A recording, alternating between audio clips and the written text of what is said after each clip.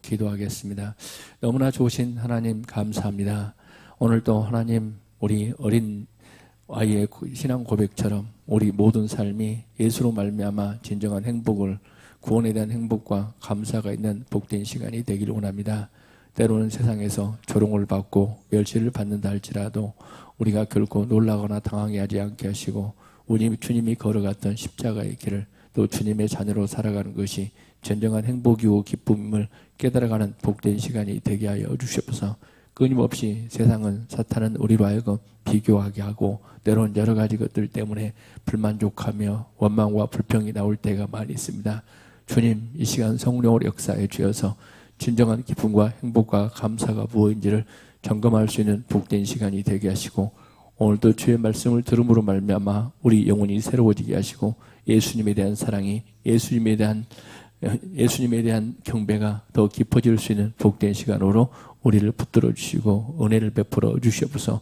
예배의 첫 시간부터 마지막 시간까지 나의 주가 되신 우리 주님께서 홀로 영광받는 복된 시간이 될 줄 믿고 우리 주 예수님의 이름으로 기도합니다. 아멘.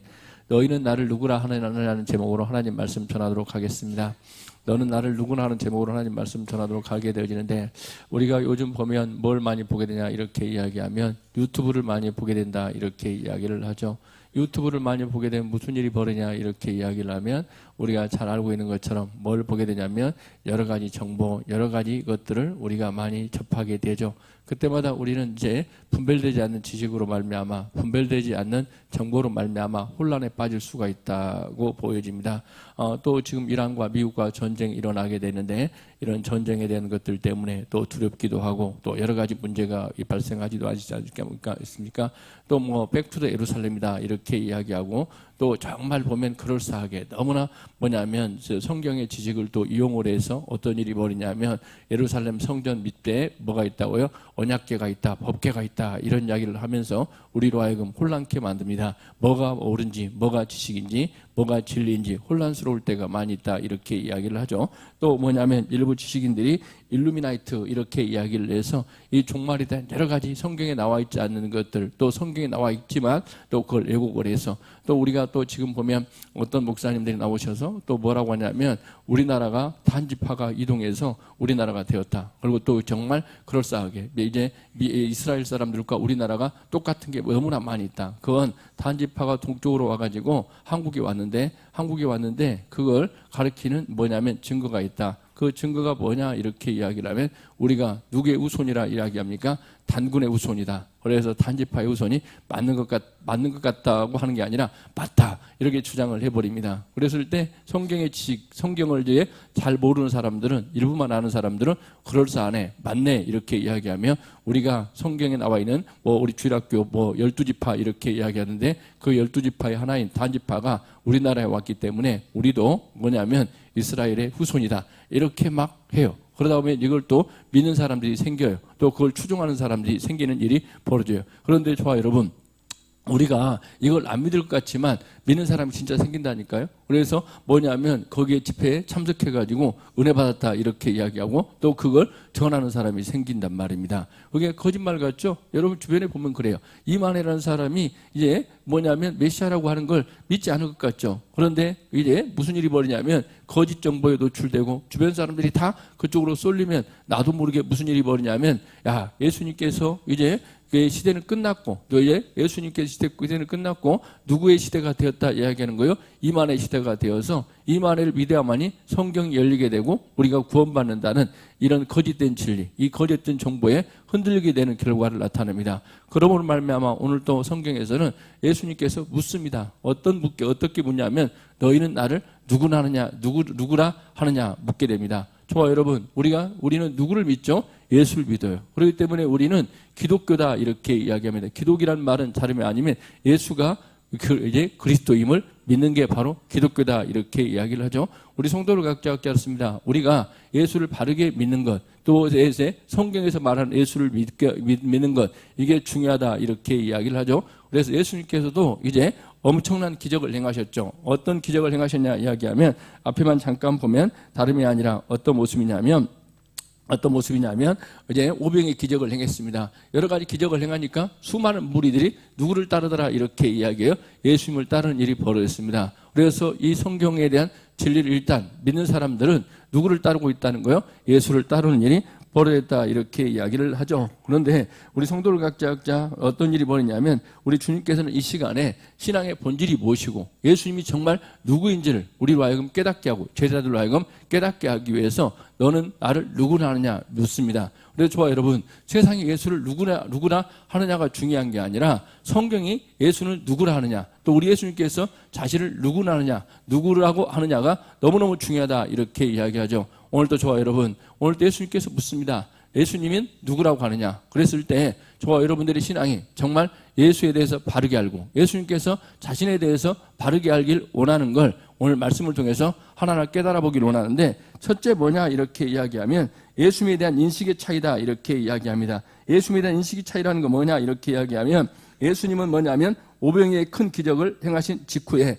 따로 뭐 했습니까? 기도했다 이렇게 이야기하는 거죠. 9장 18절 제가 읽어드리겠습니다. 뭐라고 말씀하시냐면, 성경 기록했냐면 예수께서 따로 기도하실 때 제자들이 주와 함께 있더니 이제 물어 이르시되 무리가 나를 누구라 하느냐. 아멘. 예수님께서는 뭐냐 이야기하면 따로 기도하셨답니다. 기도를 무슨 기도를 하셨는지는 정확히 나와 있지 않지만 그러나 흐름을 보면 알 수가 있습니다. 엄청난 기적과 사건 속에 사람들이 예수를 오해하고 있었고 예수님이 본질적인 사역이 왜곡될 위험에 있었다는 것입니다. 그래서 예수님은 흔들리지 않기 위해서, 그리고 하나님 아버지의 뜻에 자신을 조율하기 위해 따로 뭐한 겁니까? 기도했다는 거죠. 그렇습니다. 여러분, 우리가 계속 기도하고 하나님께 쓰임받고 있는 중에도 기도를 그치지 않아야 하는 이유는 무엇이냐면 사람들이 박수치는 길이 언제나 하나님의 길과 일치하지 않기 때문입니다. 그렇습니다. 우리는 사람들이 박수치는 길이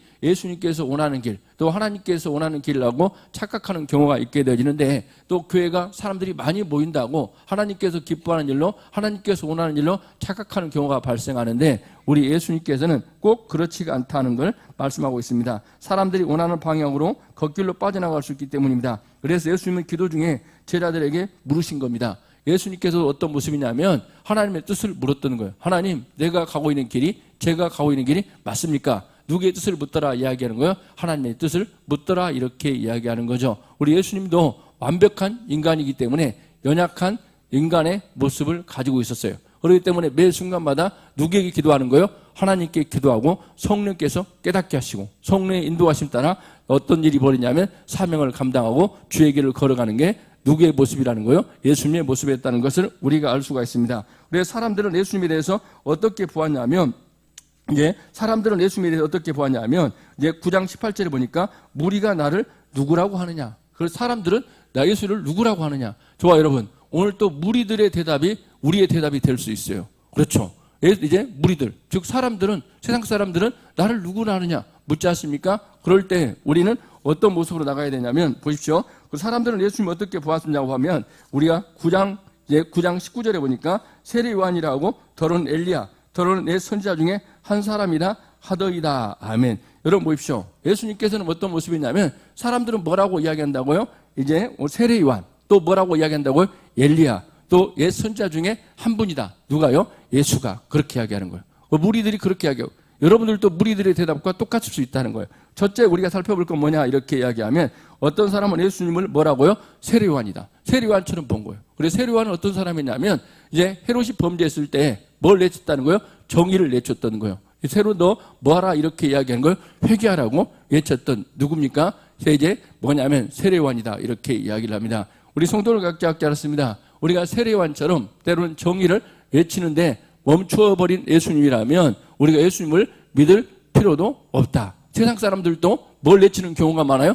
정의를 부르짖는 노동자들이라기보다는 민주투사들 많잖아요. 뒤돌리고 어떨 거냐면 정의를 내추고 회개하라 이렇게 이야기하고, 뭐냐면 국가 권력에 저항하는 모습을 갖고 있어요. 그런데 놀랍게도 좋아 여러분, 우리가 또 힘을 갖게 되면, 능력을 갖게 되면 또 무슨 일이 벌이냐면 뭐냐면 헤롯과 같은 인간으로 변화될 수 있다는 거예요. 좋아 여러분, 여러분이 힘이 없어서 그렇지 만일에 힘이 있으면 여러분을 열받게 하거나 화나게 하는 사람이 있으면 그대로 내버려 두지 않을 거예요. 그냥 그대로 보복을 하고 말게 우리 인간의 모습이라는 거예요. 그렇죠? 그런데 이제 뭐냐면 세례요한은 뭐더라 이야기하는 거요? 회개하라 이렇게 얘기했다는 걸 우리가 알 수가 있습니다. 누구 보고요? 헤롯 보고. 그렇죠. 그리고 두 번째는 누구냐 이렇게 이야기하면 어떤 사람은 예수님을 누구처럼 보았다는 거예요? 엘리야처럼 보았다 이렇게 이야기합니다. 엘리야가 어떤 사람입니까? 예수님이 우리가 알고 있죠. 엘리야는 기도했더니 무슨 일이 벌어지냐면 하늘에서 불이 내렸어요. 뭐가 내렸다고요? 불이 내렸어요. 또 무슨 일이 벌어지냐 이렇게 이야기하면 엘리야가 기도했더니 무슨 일이 벌어졌어요? 가뭄이 그치고 비가 내렸습니다. 그러니까 하늘의 문을 열고 닫을 수 있는 능력이 누구에게 있다 이야기하는 거예요? 엘리야에게 있다. 또 죽은 자를 살리는 일이 누가 기도하니까 벌어지는 거예요? 엘리야가 기도하니까 벌어지는 거예요. 또 엘리야가 여러 가지 기적을 행해서 뭐냐면 그 집에 풍성함, 너무나 풍성함, 공급함이 있지 않았습니까? 이런 기적을 일으키는 사람이 누구였다고요? 엘리야였다 이렇게 이야기하는 거죠. 그래서 우리 성도를 각자 알았습니다. 우리의 신앙도 어떤 일이 벌이냐면 엘리야처럼 끊임없이 뭐냐면 기적이나 이적을 추구하면 누가 같은 사람을 따라갈 수 있다는 거예요? 예수님을 엘리야로 볼 수 있다 이렇게 이야기를 합니다. 그래서 예수님께서는 그런데 분명히 말씀하시는데 마태복음 7장 21절 23절에서 이렇게 말씀하십니다. 7장 21절 23절 우리가 중요한 말씀이니까 나더러 주여 주여 하는 자마다 천국에 들어갈 것이 아니요 그날에 많은 사람이 나더러 이르되 주여 주여 우리가 주의 이름으로 선지자 노릇하며 귀신을 쫓아내며 많은 능력을 행하지 아니하셨나이까 하리니 그때 내가 그들에게 밝히 말하되 내가 너희를 도무지 알지 못하니 불법을 행하는 자들아 내게서 떠나가라. 누가 말씀하고 있어요? 예수님께서 말씀해요. 저 여러분 어떤 일이 벌이냐면 기적을 행했다고 이적을 행했다고 내가 죽은 자를 심지어 살렸다 할지라도 예수님과 관련 없는 인생이 될 수 있다고 성경은 분명히 말씀하고 있다는 것입니다. 그래서 우리 성도를 각자 열었습니다. 예수님은 엘리야도 아니십니다. 엘리야가 아니라는 거예요. 여러 가지 기적을 행하니까 사람들은 엘리야처럼 죽은 자를 살리고 엘리야처럼 이제 공급자가 되시니까 예수가 엘리야다 이렇게 이야기하는 거예요. 그리고 또 하나 어떤 일이 벌어지냐면 이제 능력을 행해. 그리고 이제 세 번째는 어떤 사람은 선지자 중에 한 사람이다. 선지자 중에 한 사람은 뭐냐 이렇게 이야기하면 그 당시에 여러 가지 문제에 대한 궁금증에 대해서 뭐 하더라는 거예요?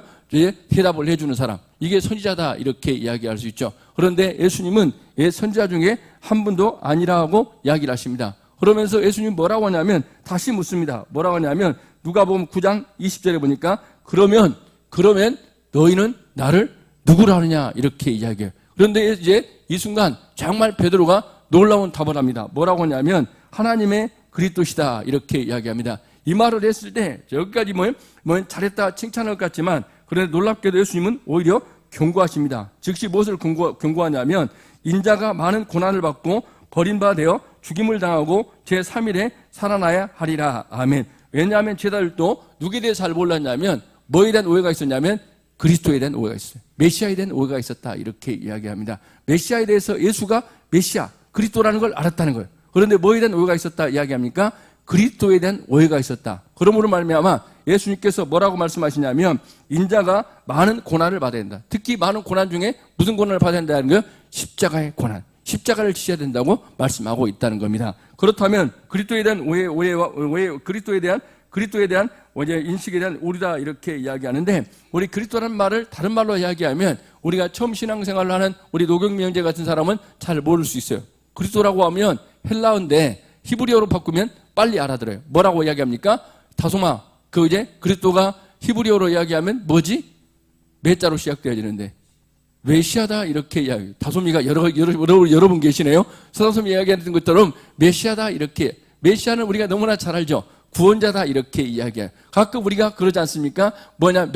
메시아 축구할 때 역전을 일으킬 수 있는 힘을 가는 사람을 우리가 구원자 메시아다 이렇게 이야기하지 않습니까? 그러는 것처럼 메시아는 우리가 세상 사람들이 말하는 그런 메시아 그리스도가 아니다고 우리 누구가 가르쳐주고 있어요? 예수님께서 가르쳐주고 있다 이렇게 이야기를 합니다. 그래서 누가복음 9장 20절과 21절에 보니까 예수께서 이르시되 너희는 나를 누구라 하느냐 베드로가 대답하되 이르시되 하나님의 그리스도이시다 하시니 예수께서 경고하사 이 말을 아무에게도 이르지 말라 하시고 이르시되 인자가 많은 고난을 받고 장로들과 대장들과 서기관들에게 버림받아 죽임을 당하고 제3일에 살아나야 하리라 하시니라. 아멘. 여기서 보면 본문을 잘 읽어보면 베드로가 정확히 고백했습니다. 그런데 세례요한도 아니고 엘리야도 아니고 선지자도 아니고 예수님은 하나님의 그리스도 즉 메시아다 이렇게 말씀하고 있다는 거죠. 그렇습니다. 우리 성도를 각자 내가 신앙생활을 하면서 내가 예수를 메시아, 그리스도라고 믿는데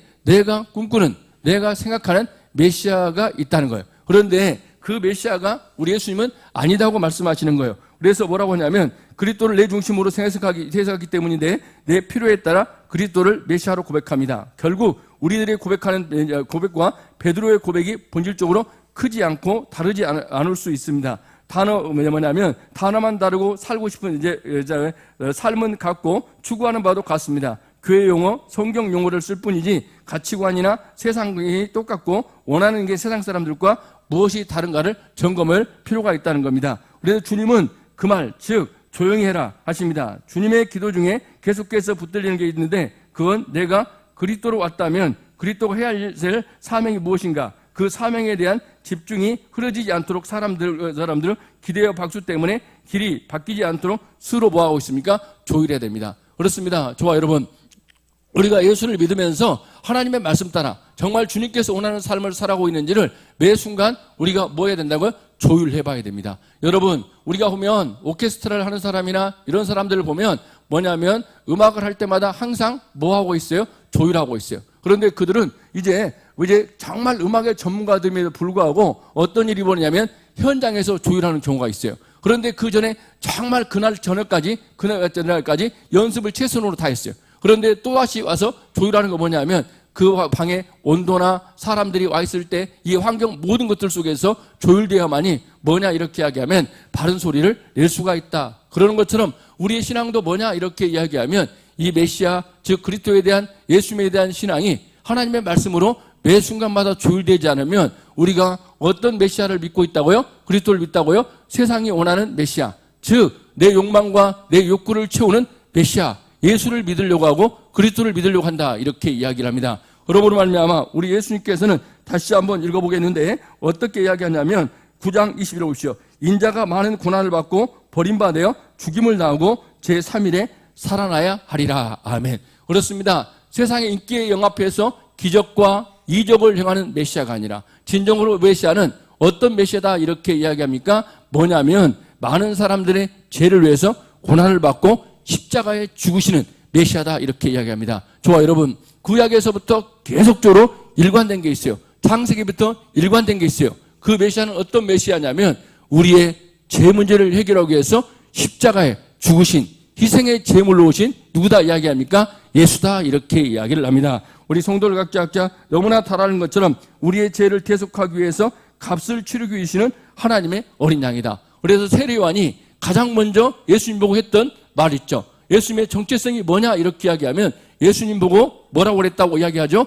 하나님의 어린 양이다. 뭐라고 이야기했다고요? 어린 양이다. 즉 예수님께서는 인자가 온 것은 많은 사람들을 위해 섬김으로 왔고 많은 사람들을 위한 뭘로 왔다 이야기합니까? 대속물로 오셨다고 말씀하십니다. 그러므로 말미암아 우리 성도를 각자 알았습니다. 하나님께서는 제사들을 통해서 그리고 수많은 사건들을 통해서 내가 뭐 했다 이야기 메시아를 보낼 것이다. 그 메시아가 바로 그리스도인데 그 그리스도가 어떤 그리스도다 이야기하는 거예요? 우리의 죄 문제를 해결하기 위해서 이 땅에 오신 누구다 이야기합니까? 예수다 이렇게 이야기를 합니다. 그러므로 말미암아 귀신도 쫓아내고 병도 고치고 놀라운 진리도 전하는데 그런데 그 모든 것의 초점은 딱 하나로 보이는데 내가 너희를 위해 너희 죄를 해결하기 위한 희생 제물로 왔다. 그게 바로 누구다 이야기하는 거예요? 하나님의 어린 양이다 이렇게 이야기합니다. 오늘도 저와 여러분 예수님께서는 이제 끊임없이 이야기하는 거예요. 여러 가지 기적과 이적을 행할 때 그리고 사람들이 박수 칠 때 그쪽으로 쏠리는 걸 뭐 하기 위해서요? 뭐냐면 막기 위해서. 그리고 나는 뭐와 조율돼야 된다 이야기하는 거예요? 하나님의 어린 양으로 와서 많은 사람들을 위한 대속물로 오셨다. 그리고 그 사명을 감당하는 게 누구의 길이다 이야기하는 거예요? 메시아의 길이고 예수님의 길이다 이렇게 이야기를 합니다. 우리 성도를 각자 알았습니다. 어떤 일이 벌어지냐면 우리가 기도하지 않고 깨어있지 않으면 우리 모두가 어떤 일이 벌어지냐면 세상이 원하는 메시아를 갈망하며 살아가는 인생이 될 수 있다는 것입니다. 우리 참여각들 모두가 다 정말 메시아에 대한 그리스도에 대한 오해가 풀려서 진정한 메시아는 예수님은 뭐라고 이야기합니까? 우리 사라섬 어린이가 고백했던 것처럼 내가 누구로 말미암아? 예수로 말미암아 그 예수가 나의 죄를 위해 씻기 위해서 이 땅에 오셨다. 그러므로 말미암아 그 예수를 믿어야만이 내 죄 문제가 해결되고 우리의 죄악의 문제가 뭐같이 시킨다고요? 주홍같이 시키고 양털같이 휘어지게 된다는 사실을 믿는 저와 여러분 모두가 되기를 주의 이름으로 간절히 소망합니다. 아멘. 우리 주연아도 깨달아야 돼요. 뭐냐면 박수치는 것이 중요한 게 아니라 정말 예수님은 어떤 분이라고요? 연하의 죄를, 우리의 죄를 해결하기 위해서 이 땅에 오신 분이 바로 누구라고요? 메시아다는 은혜, 그리스도라는 사실을 깨닫는 은혜가 있기를 주의 이름으로 간절히 소망합니다. 아멘. 그리고 세 번째는 뭐냐 이렇게 이야기를 하면 자신에 대한 인식에 오르다 이렇게 이야기하는데 주님이 이어서 자신에 대해서 말하는데 23절과 24절 보겠습니다. 또 무리에게 이르시되 나를 따라오거든 자기를 부인하고 날마다 제 십자가를 지고 나를 따를 것이라. 누구든지 자기 목숨을 구원하고자 하면 잃을 것이요 누구든지 나를 위하여 제 목숨을 잃으면 구원하리라. 아멘. 예수께서 분명히 말씀하신데 아무든지 나를 따라오거든 누구를 부인하라고요? 자기를 부인하고 날마다 십자가를 지고 자기를 따르라 이렇게 이야기합니다. 예수님이 가시는 길은 뭐냐 이렇게 이야기하면 고난을 당하고 버림을 받고 죽임을 당하고 그리고 부활하는 길이다 이렇게 이야기하는데, 그런데 우리 성도 여러분, 메시아는 어떤 길요? 그 길을 가야 합니다. 왜? 고난당하고 왜 버림받고 왜 죽임을 당해야 합니까? 그 이유는 하나입니다. 우리의 죄를 대속하기 위해서입니다. 그렇기 때문에 우리가 주님을 따르는 것은 무엇입니까? 예수님을 믿는 건 무엇입니까? 예수님을 주님으로 고백하는 것은 무엇입니까? 그분이 바로 뭐냐 하면 내가 죄인이라는 고백입니다. 좋아요 여러분, 내가 죄인이라는 인식이 전혀 없으면 우리는 누구를 따르지 않아요? 예수를 따르지 않고 예수를 믿을 필요도 없습니다. 그렇기 때문에 내가 죄인이라고 깨닫지 않은 사람들은 누가 필요하지 않다 이야기하는 거예요? 예수가 필요하지 않습니다. 그러나 놀랍게도 좋아 여러분, 우리 모두가 다 어떤 모습이냐면 자기를 부인한다. 자기를 부인한다는 말은 내가 죄인임을 깨닫는 것, 이게 너무나 필요하다 이렇게 이야기합니다. 자기 인식에 대한 오해가 있게 되어지는데 내가 정말 잘났고 똑똑하고 생각했던 사람들은 결코 누구를 믿지 않아요? 예수를 믿지 않습니다. 그리고 바리새인들과 같은 경우에는 내가 잘났다, 내가 의인이다, 내가 똑똑하다, 내가 뭐라 이야기합니까? 죄악된 인간이 아니라 생각하는 순간 누구를 버렸다 이야기하는 거예요? 예수를 버렸습니다. 그런데 우리 성도를 각자 어렵습니다. 저와 여러분들은 어떤 은혜가 있기를 바라냐면 어떤 은혜가 있기를 바라냐면 날마다 자기를 부인하는 이런 삶이 된다 이렇게 이야기하는데, 뭐냐면 너셀이라는 사람이 잠깐 이런 이야기를 했다고 합니다. 잠깐 이런 이야기를 하는데 무슨 이야기냐면 이제 예수님은 정말 뭐냐면 이상한 사람이다. 어쩌면 정신분열증과 같은 사람이다. 왜 그러냐 이렇게 이야기하면 화내고 분노하고 심지어 아무런 힘도 못 쓰는 뭐까지 저주했다 이야기하는 거예요? 무화과나무까지 저주했다 이렇게 이야기를 합니다. 그렇죠. 왜 무화과나무를 저주했을까? 여러분 생각을 해보십시오. 무화과나무가 열릴 계절도 아닌데 왜 그 무화과를 저주했냐고. 그래, 그 예수님은 너무 이상한 분이다. 그 예수를 믿는다는 건 말이 안 된다 이렇게 생각합니다. 이야기하고 있습니다. 제 최고의 철학자가. 그런데 저와 여러분, 우리가 보면 너무나 간단합니다. 어떤 일이 벌이냐면 우리가 보면 학교 다닌 분 아시죠? 학교 다닌 분 아시는데 학교 선생님이 가끔 어디를 내리치는 경우가 있어요? 책상을 내리치는 경우가 있어요. 누가 맞아야 될 자리요? 바로 학생들을 때려야 되는데 학생들을 때리는 건 그러니까 체벌하는 건 그러니까 어디를 때린다 이야기하는 거예요? 책상을 때리면서 뭐라면 조용히 해 이렇게 이야기하는 경우 보지 않았습니까? 누가 맞아야 될 자리요? 네, 우리 학생들이 맞아야 될 자리에 누가 맡고 있다는 거예요? 책상이 맡고 있다. 즉 다시 이야기하면 저와 여러분, 누가 저주받아야 될 자리요? 이스라엘 백성들이 저주받아 죽어야 될 자리에 누가 저주를 받고 있더라 이야기하는 거예요? 나무가 대신 맡더라 이렇게 이야기합니다. 그렇습니다. 그건 하나의 표를 보여주고 있는데 뭐라고 이야기합니까? 예수님께서 보여주고 있는 거예요. 뭐냐면 내가 어떻게 하더라 이야기하는 거예요? 메마른 나무처럼 내가 십자가에서 너희를 위해서 내가 메말라 죽겠다. 그래서 예수님께서는 우리가 너무나 잘 알고 있지 않습니까? 피 한 방울, 물 한 방울 남기지 않고 연하여 뭐였다 이야기는 쏟으시고 죽으셨어요. 그러니까 무화과 나무처럼 누가 저주를 받으신 거예요? 예수가 나의 대신에 저주를 받은 것입니다. 그러므로 말미암아 우리 성도들 각자 각자였습니다.